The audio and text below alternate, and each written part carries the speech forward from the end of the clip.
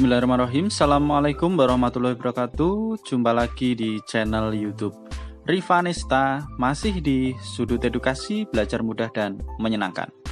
Bagaimana kabar adik-adik sekalian?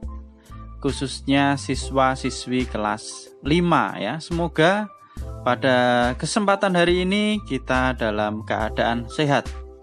Karena walau bagaimanapun, dengan kondisi yang sehat kita bisa melakukan berbagai kegiatan yang kita inginkan.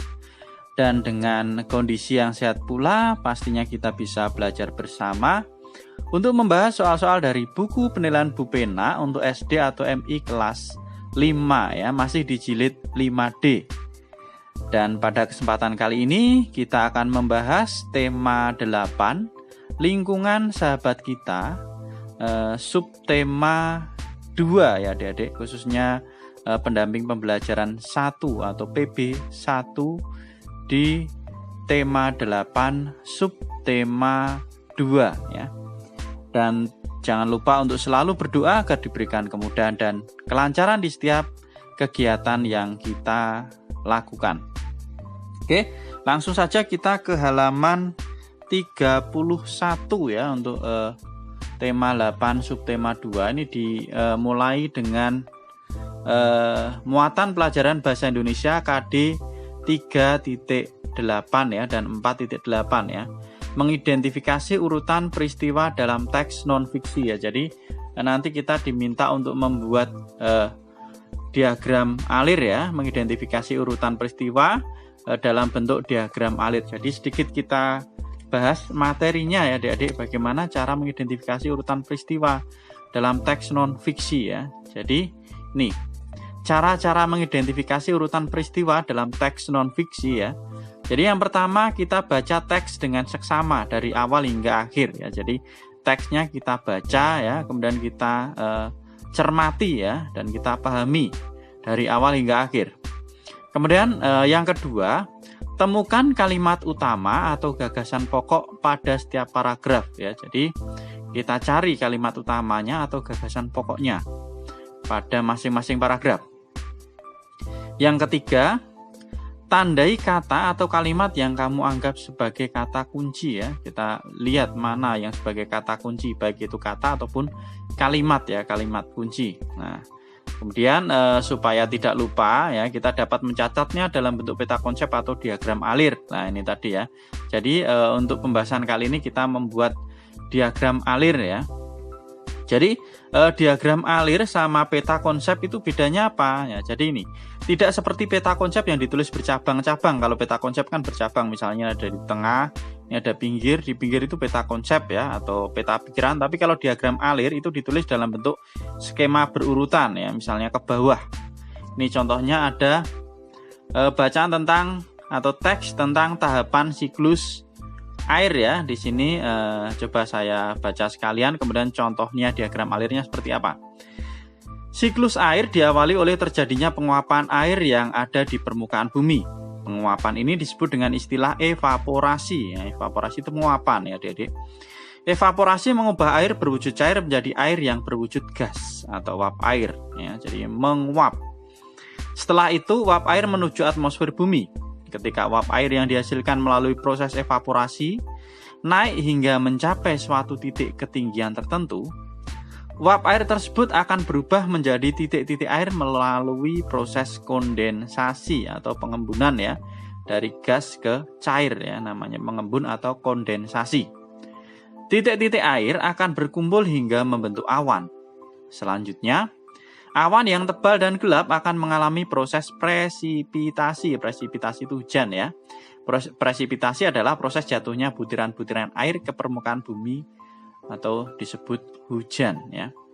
Air yang ada di permukaan bumi akan kembali mengalami siklus air ya. Jadi mulai dari penguapan ya, kemudian pengembunan ya, pengembunan nanti akan jatuh menjadi hujan ya, seperti itu. Nah ini tadi dari teks ini kita bisa membuat diagram alirnya. Jadi judulnya tahapan siklus air lah ini tadi ya. Dimulai dari evaporasi ya, kemudian kondensasi dan presipitasi ya. Jadi evaporasi itu penguapan air dari permukaan bumi. Kemudian kalau kondensasi itu perubahan uap air menjadi titik-titik air, dan yang terakhir adalah presipitasi, jatuhnya butiran air ke permukaan bumi. Lah ini namanya adalah diagram alir. Beda. Kalau peta konsep itu berarti di sini ya. Misalnya saya kasih contoh, kalau mungkin ada adik lupa lah ini. Ini misalnya A. Nah, ini nanti ada di sini. Nah, misalnya ini adalah evaporasinya, ini kondensasinya, dan ini presipitasinya. Lah ini dibuat. Ini namanya peta konsep ya adik-adik. Tapi kalau diagram alir itu dibuat dalam bentuk bawah seperti ini ya. Jadi bedanya antara diagram alir sama peta konsep jelas ya kita buat ya. Jadi kalau ini misalnya nih tahapan siklus air, ini yang pertama ini evaporasinya di sini, kondensasinya di sini, presipitasinya di sini. Ini adalah diagram alir, ini peta konsep atau peta pikiran. Itu ya adik-adik sedikit penjelasan tentang mengidentifikasi urutan peristiwa ya dalam bentuk diagram alir. Sekarang kita langsung menuju ke ayo berlatih ya. Nah ini, mengidentifikasi urutan peristiwa penting dalam teks non-fiksi. Bacalah teks berikut dengan seksama. Setelah itu, tuliskan peristiwa penting pada teks dalam bentuk diagram alir ya. Jadi mungkin kalau terlalu lama bisa di skip ya. Oke, ini emang saya jelaskan ya dari awal. Oke, kita baca terlebih dahulu. Macam-macam siklus air. Ini ada berapa paragraf? 1, 2, 3, 4. Ada 4 paragraf adik-adik ya. Air yang kita manfaatkan sekarang ini terbentuk jutaan tahun silam oleh siklus air. Air di permukaan bumi selalu mengalami perputaran. Siklus air adalah pola sirkulasi air dalam ekosistem yang dimulai dengan adanya proses pemanasan permukaan bumi oleh sinar matahari, lalu menjadi penguapan hingga akan terjadi kondensasi uap air, yaitu proses perubahan uap air menjadi titik air. Jika uap air telah menjadi titik-titik air, maka hujan akan turun. Setelah itu, air hujan yang jatuh ke permukaan bumi akan tersebar. Ada yang meresap ke dalam tanah, jatuh di dedaunan, mengalir menuju laut melalui sungai atau mengumpul di danau, serta menguap lagi ke atmosfer.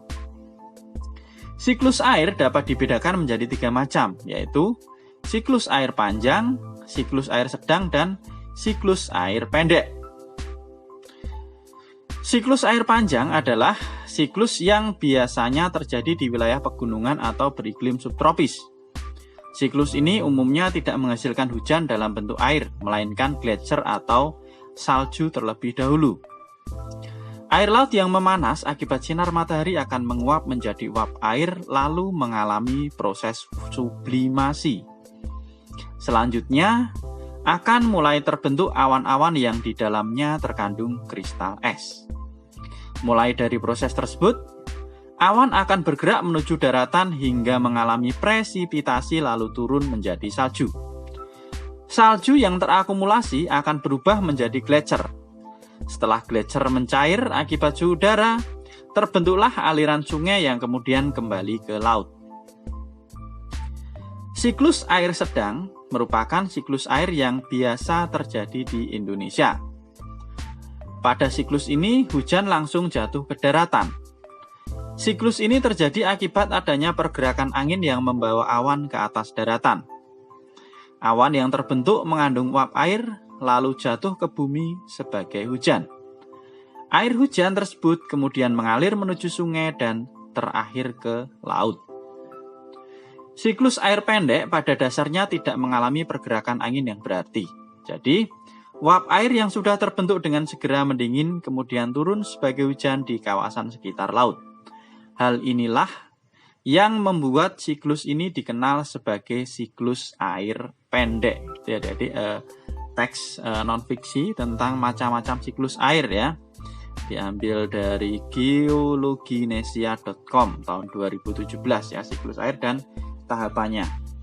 Oke, di sini kita diminta untuk menuliskan peristiwa penting dalam bentuk diagram alir ya. Jadi nanti langsung saya buat diagram alirnya. Nah, jadi bagaimana untuk menentukan diagram alir? Yang jelas yang judulnya ya, yang paling atas, kemudian bawahnya nanti kita ambil setiap paragraf ya. Ini ada 4 paragraf, berarti nanti diagram alirnya juga ada 4 ya di bawahnya setelah judul ya. Ini nanti kita ambil.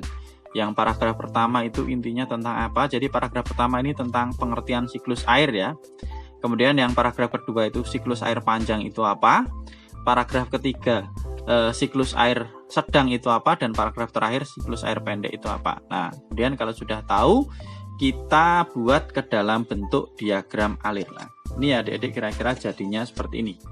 Ya, jadi macam-macam siklus air ini judulnya ya, macam-macam siklus air tadi lah. Kemudian bawahnya pengertian siklus air ya, secara singkat saja ya. Siklus air adalah pola sirkulasi air dalam ekosistem atau perputaran air ya di dalam ekosistem.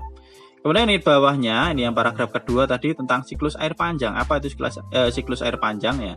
Siklus air panjang itu terjadi di wilayah pegunungan atau yang beriklim subtropis ya. Jadi ini perjalanannya yang sangat panjang ya, jadi dari permukaan laut, awan-awan di bawah sampai ke pegunungan. Nah, ini dinamakan siklus air panjang.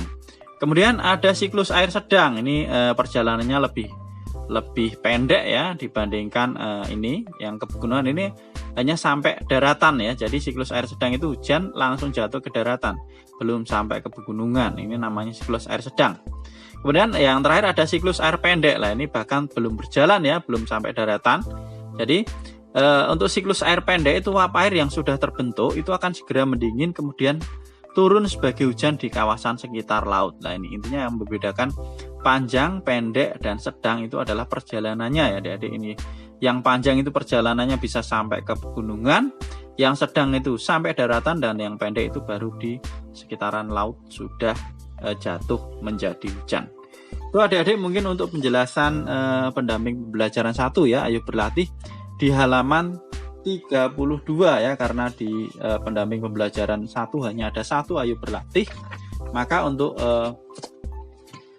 kesempatan kali ini kita hanya membahas 1 soal di ayo berlatih ya. Kemudian untuk pendamping pembelajaran 2 nanti akan kita bahas di video berikutnya. Terima kasih sudah meluangkan waktu untuk belajar bersama. Mohon maaf apabila ada kekurangan dalam penyampaian ya pembahasan kali ini. Silahkan pertanyaan atau saran bisa dituliskan di kolom komentar. Kalau merasa terlalu panjang bisa di skip ya, sesuai dengan apa yang dicari adik-adik ya. Jadi intinya di sini kita belajar bersama ya, untuk saling memberikan masukan ya. Silahkan sekali lagi kalau ada pertanyaan ataupun saran bisa dituliskan di kolom komentar. Dan terakhir jangan lupa untuk selalu berdoa agar diberikan kemudahan dan kelancaran di setiap kegiatan yang kita lakukan ya. Semoga pembelajaran hari ini bermanfaat ya, dan saya rasa cukup sekian. Saya akhiri. Assalamualaikum warahmatullahi wabarakatuh.